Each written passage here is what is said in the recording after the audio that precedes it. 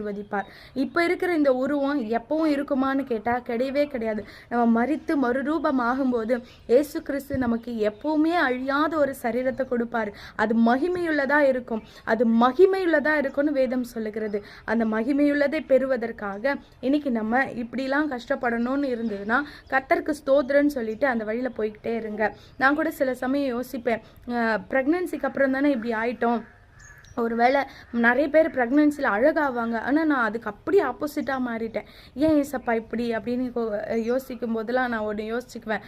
ஆமாம், விலைக்கிரயம் கொடுக்காம விலை மதிப்புள்ளதை நம்மளால் பெற்றுக்கொள்ள முடியாது. கர்த்தர் சொன்னது போல என் பிள்ளை விலை மதிப்பில்லாத ஒரு பிள்ளை, கர்த்தர் முன்குறித்த பிள்ளை. கர்த்தர் என்னிடத்துல பேசி எனக்கு வாக்குத்தத்தம் பண்ணி அவருடைய பேர் முதற்கொண்டு எல்லாவற்றையும் சொல்லி தெளிவாய் கொடுத்த பிள்ளை. அந்த விலை மதிப்பில்லாத கர்த்தருடைய பரிசுத்த வித்தையும் கர்த்தருடைய தயவையும் பெற்றுக்கொள்